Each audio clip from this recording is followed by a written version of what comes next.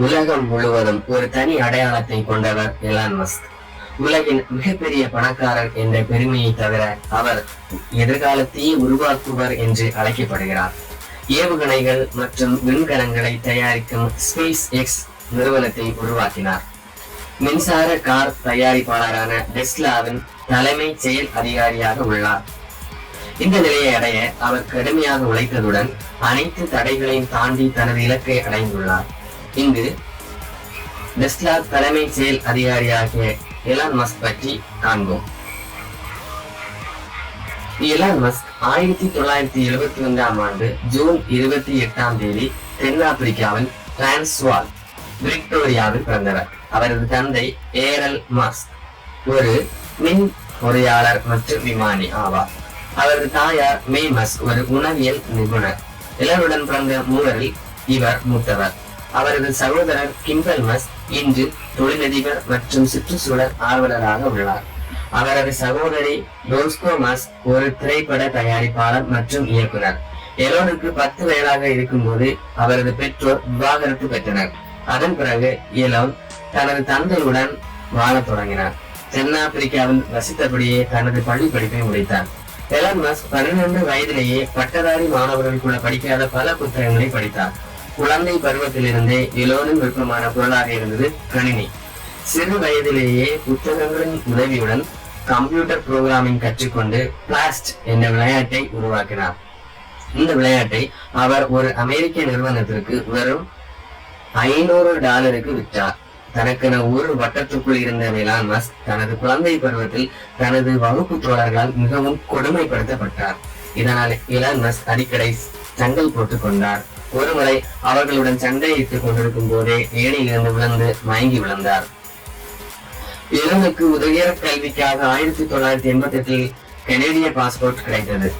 அதன் பிறகு அவர் தென்னாப்பிரிக்காவை விட்டு வெளியேறி கிங்ஸ்டனில் உள்ள குயின்ஸ் பல்கலைக்கழகத்தில் கல்லூரி படிப்பை தொடங்கினார்.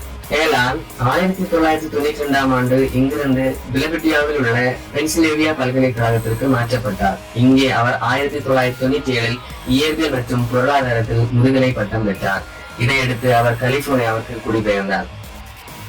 அங்கு அவர் ஸ்டான்போர்ட் பல்கலைக்கழகத்தில் முனைவர் பட்டத்திற்கான அனுமதி பெற்றார். ஆனால் 2 நாட்களுக்கு பிறகு பள்ளியை விட்டு வெளியேறினார். இயற்பியலை விட இணைய சமூகம் மிகவும் ஆற்றல் கொண்டது என்று எலோன் நம்பினார். எனவே அமெரிக்காவில் உள்ள தனது சகோதரனுடன் இணைந்து 1995 SIP2 என்ற நிறுவனத்தை உருவாக்கினார். எலோன் நிறுவிய SIP2 நிறுவனம் ஆன்லைன் செய்திகள் மற்றும் வரைபடங்களை வழங்கியது. 1999ஆம் ஆண்டு SIP2 ஆனது கம்ப்யூட்டர் தயாரிப்பாளரான கேம்போக்கல் $307 மில்லியனுக்கு வாங்கப்பட்டது.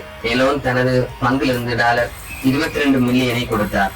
மஸ்க் பின்னர் X.com என்ற ஆன்லைன் நிதி சேவை நிறுவனத்தை நிறுவினார். அது பின்னர் பேபால் ஆனது. இதன் மூலம் ஆன்லைனில் பண பரிமாற்றம் செய்யப்பட்டு வந்தது. 2002 ஆன்லைன் ஏலத்தில் eBay $1.5 பில்லியனுக்கு பேபாலை வாங்கியது. இந்த வெற்றிகளுக்கு பிறகு எலான் மஸ்க் தான் முன்னேற வேண்டுமானால் உலகத்திலிருந்து வித்தியாசமாக சிந்திக்க வேண்டும் என்பதை புரிந்து கொண்டார். இந்த 2 வெற்றிகளுக்கு பிறகு எலானுக்கும் நிறைய பணம் கிடைத்தது. இதையடுத்து அவர் நினைத்தார், ஏன் விண்வெளியில் தனது அறிவை முயற்சிய கூடாது. அதன் பிறகு அவர் 2003 ரஷ்யாவிற்கு 3 ICBM ராக்கெட்டுகளை வாங்கினார். அங்கு அவர் $8 மில்லியனுக்கு ஒரே ஒரு ராக்கெட்டை வாங்கினார். இவ்வளவு செலவு செய்து ஒரு ராக்கெட் வாங்குவதற்கு ஏன் நாம் ஒரு ராக்கெட்டை உருவாக்க கூடாது என்று எலான் மஸ்க் எண்ண துவங்கினார். இதையடுத்து எலான் மஸ்க் ராக்கெட் சயின்ஸ் படிக்க தொடங்கினார். எலான் 1 வருடத்திற்குள் தனது சொந்த ராக்கெட்டை உருவாக்கினார். அதன் பிறகு அவர் ஸ்பேஸ் எக்ஸ் நிறுவனத்தை உருவாக்கினார். இருப்பினும் எலோனின் முதல் ராக்கெட் தோல்வியடைந்தது. அவர் மீண்டும் முயற்சித்தார், ஆனால் அதுவும் வெற்றி பெறவில்லை.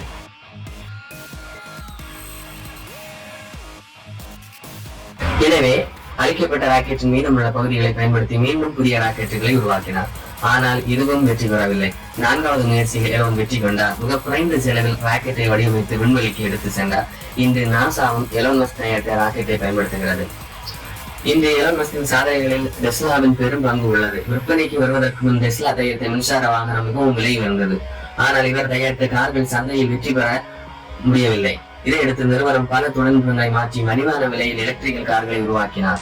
அதன் காரணமாக இந்த கார்கள் மிக வேகமாக விற்பனையாக தொடங்கின. டெஸ்லா நிறுவனத்தை முன்னோக்கி நகர்த்தும் போது எலான் ஒரு முதலீட்டாளராகவும் பணியாற்ற தொடங்கினார்.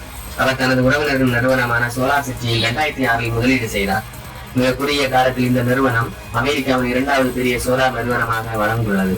2011 எலான் மஸ்க் இந்த நிறுவனத்தை டெஸ்லாவுடன் இணைத்தார். இன்று சோலார் சிட்டியும் டெஸ்லாவும் புதிய தொழில்நுட்பத்தில் இணைந்து செயல்படுகின்றன. இந்த நிலையில் டெஸ்லா நிறுவனத்தின் CEO ஆன எலான் மஸ்க் ட்விட்டர் நிறுவனத்தின் அனைத்து பங்குகளையும் 44 பில்லியன் அமெரிக்க டாலருக்கு வாங்கியுள்ளார் என்பது குறிப்பிடத்தக்கது.